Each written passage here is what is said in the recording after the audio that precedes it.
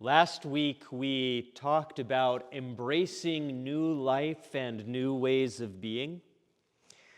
This embrace of newness aligns us with the God who says, "Look, I'm making all things new." I told you that I found the idea comforting, this idea that I was continually being made new, even at 42 years old. I'm in the process of becoming the newest version of myself. And so are you, no matter your age. What I failed to talk about last week was why we so often don't embrace new ways of being. And that's where we're going to start today in this accidental sequel to last Sunday's sermon. You can tell I don't usually plan these out months in advance. So earlier this month, I talked about the concept of negligent inertia. That is, the all too human tendency to stop innovating once we hit upon something that works. And this makes sense to us. Why keep trying to improve something that works just fine? The trouble is, we live in an imperfect universe governed by entropy. The idea that systems will evolve toward a state of randomness and disorder. Just look at your pantry at home for a microcosm of the concept of entropy. You can organize your pantry. Who here has organized their pantry in the last month? Anybody? Of course, Liz and John have, yeah. And Joanne, the exact people I would have expected to raise their hands there. You organize your pantry, but in a month or two, most of the items are on the wrong shelves. Half a box of pasta has somehow spilled on the floor, and none of your Tupperware has matching lids. A similar thing can happen when we fall into negligent inertia. We keep doing things that work just fine because there's no reason to keep innovating. But too often, just fine turns into sort of okay, which turns into, what other option do I have? And this is not a question, it's a statement. There is no curiosity, no desire for change. What other option do I have is the shrug of, well, this is my life now. Back when I was in seminary, and I've told this story before, I played a particular video game way too much. And when I first started, it was really fun. I got into the world, exploring and learning the mechanics. This was the innovative stage of the discovery. And then I kept playing and kept playing, hours every day, just because it was the thing I did, not because I was enjoying it. It was a form of addiction, a cycle I could not break out of until a nasty bout of flu kept me from the game long enough for me to detox. And folks who suffer from more serious and life-threatening forms of addiction often follow the same pattern.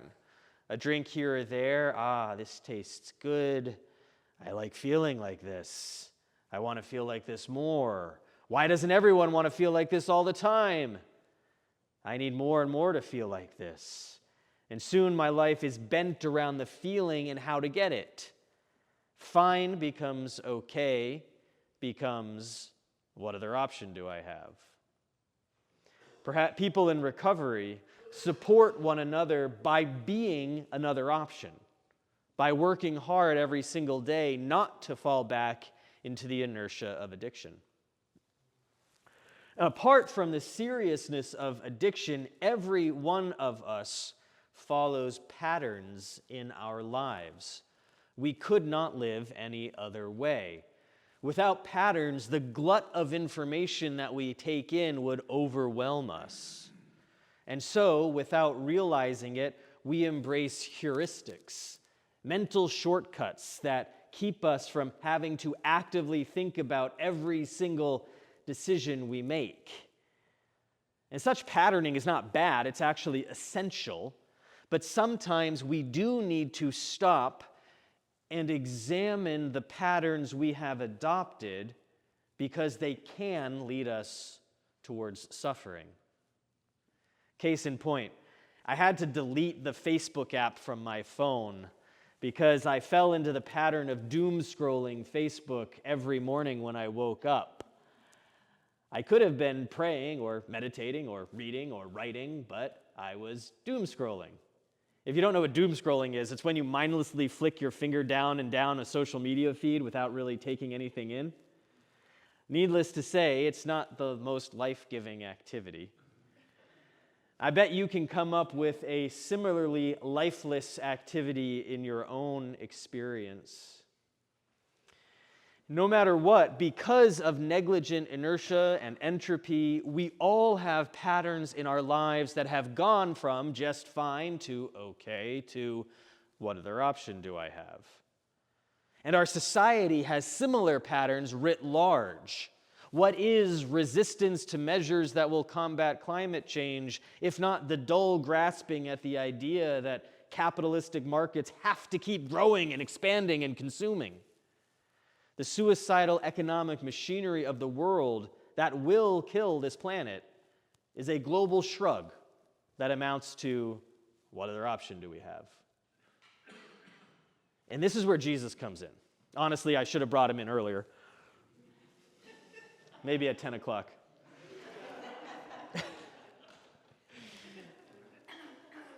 Jesus arrives at the pools of Bethsaida and meets a man who has reached the "what other option do I have" stage. When Jesus asks him the question, "Do you want to get well?" the man does not answer yes or no. The man rehashes the reason he has been unsuccessful at getting into the healing waters after all these years.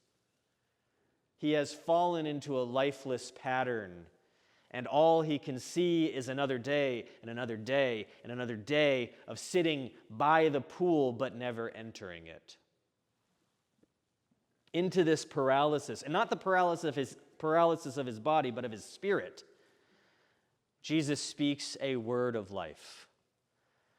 Jesus does not say, "I heal your body," because that would allow the man, possibly, to remain in his inertial pattern, continuing to rehash his 38 years of no other options without noticing that Jesus had cured his illness. No.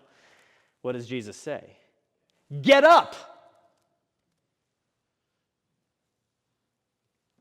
And somewhere in the seconds between Jesus commanding and the man obeying, Jesus' gift of healing floods through him, allowing him to obey the command. Just like Lazarus in the tomb, when Jesus says, "Come here," instead of, "I raise you from the dead," Jesus' command is one of motion, of movement, of kinetic energy that starts the man on a new path. To each of us, Jesus offers the same command: get up. When we listen to this command, we allow Jesus to disrupt the lifeless patterns that we have fallen into over time. We stop doom scrolling. We stop drinking. We stop nursing old grievances. Stop whatever it is that pulls us away from the life-giving energy that Jesus offers us. And to combat the entropy of an imperfect universe, we embrace the enlivening pattern of obeying Jesus' command anew every single day. We hear him say, "Get up," and we do. We feel our feet press into the ground. We feel our hearts pumping our blood. We feel our spirits yearning to live the abundant life that Jesus invites us to live for ourselves and for the life of the world. This week, I invite you to listen for Jesus' command to get up. Pray about the thing in your life that has gone from fine to okay to what other option do I have? and with God's help, turn that statement back into a question. What other option do I have? Recognize that in our personal lives and in the life of the world, other options abound. New choices, new patterns, new ways of being. And rejoice that we have the opportunity to listen to Jesus' command, to get up, to take our mats and walk. Amen.